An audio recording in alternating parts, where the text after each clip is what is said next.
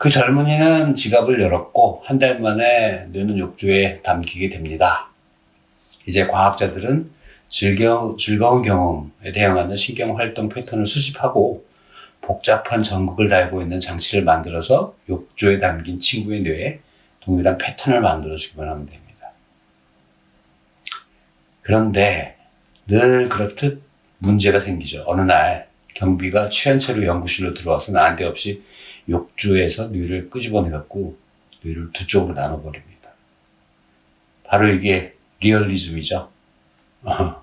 참고로 대뇌는 뇌간이라는 뇌줄기 위에 얹혀있는 두 개의 방구로 나누어져 있고 그 사이를 뇌량, 코퍼스 칼로즘이라는 신경 다발 뭉치가 양쪽 뇌를 연결하고 있습니다. 이 뇌량을 찢어놨다는 얘기를 하고 있는 겁니다.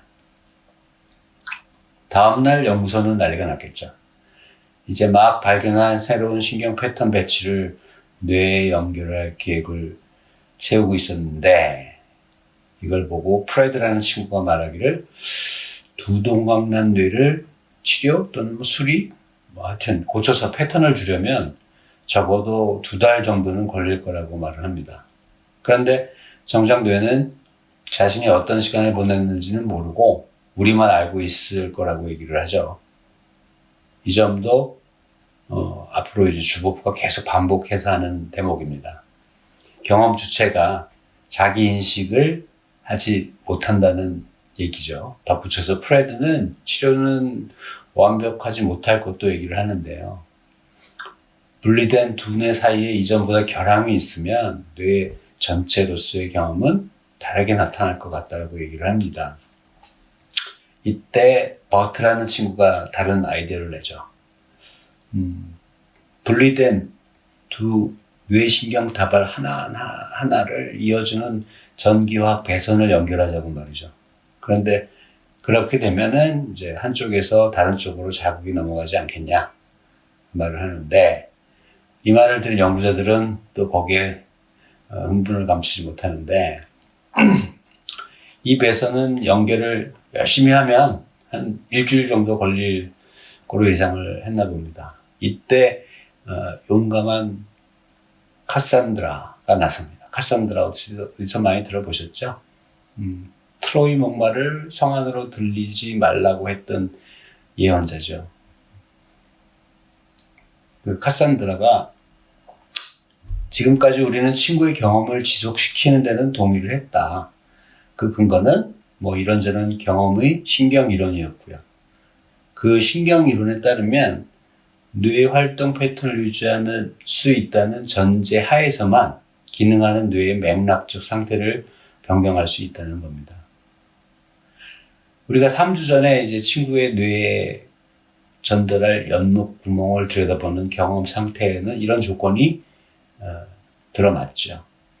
대개 이런 조건은 실제 연못을 들여다보는 실제 신체 속의 뇌에서 일어나는 신경활동을 유도할 때의 조건들인데 이런 맥락적인 조건을 배제하고 우리는 친구의 뇌에 직접 신경활동을 유발시켰는데 그건 신체가 없기 때문이었기도 하고 우리가 경험의 존재와 특성에 본질적이고 결정적인 것은 바로 신경활동 패턴이라고 믿었기 때문이다. 즉 우리는 인간이 경험을 가지는 것의 맥락적 조건들은 본질적이지 않다고 믿었기 때문이다.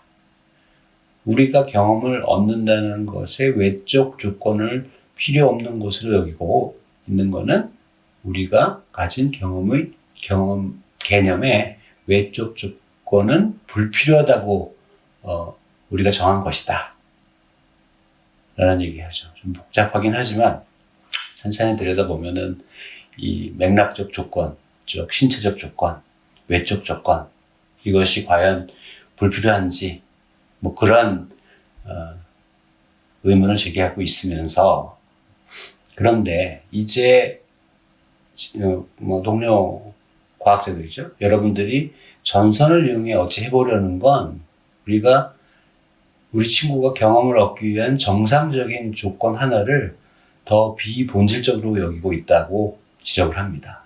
카산드라가 말하고 있는 점은 신경활동의 맥락적 조건입니다. 그런데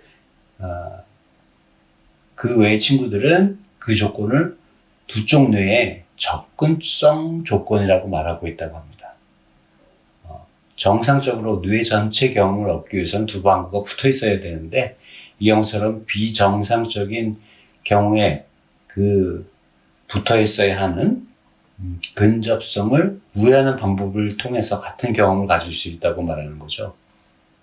결국 뇌의 두 양쪽 뇌에 근접성조차도 필요 조건이 아니라는 얘기를 한다고 지적을 하면서 조각난 뇌의 뇌 전체 신경 패턴을 정확히 생성하는 것이 뇌 전체 경험을 구성하는 것이지 않냐.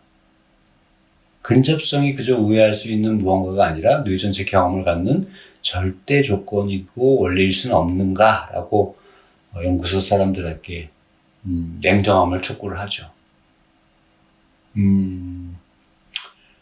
대개 그렇듯이 카산드라의 운명은 뭐 이름에서도 아시겠지만 지지받지 못하는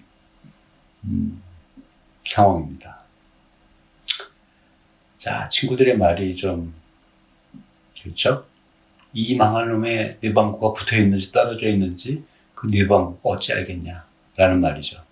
이렇게 정상적인 연결이 아닌 전선으로 연결된 사실을 인식할 수 있는 뇌의 구조물이 언어나 생각이나 인식을 담당하는 구조물처럼 있느냐라는 얘기입니다. 관찰자의 관점에서 우리가 소중히 여기는 친구의 뇌를 봤을 때에는 욕조에 담겨 있으면서 붙어있든 떨어져 있든 뇌의 신경 활동 패턴만 동일하게 해준다면 동일한 즐거움을 가지지 않겠냐라고 이야기를 합니다. 그러면서 한술 더 떠서 그 뇌에 입을 걸어준다면 친구는 즐기고 있는 재미있는 경험을 떠들어 줄 거라고 얘기를 합니다. 이런 사람들의 말에 카산드라는 화가 나지만 문제가 될 가능성만 웅얼거리고 있습니다.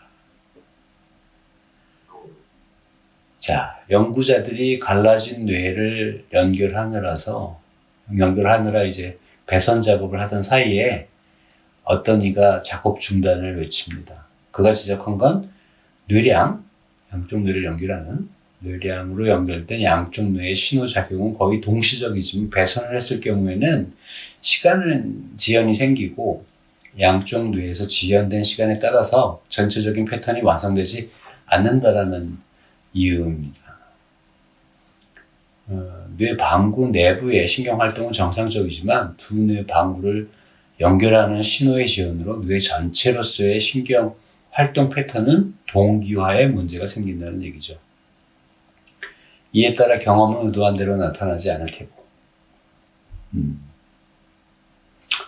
이렇게 누군가가 이제 작업 중단을 요청을 했을 때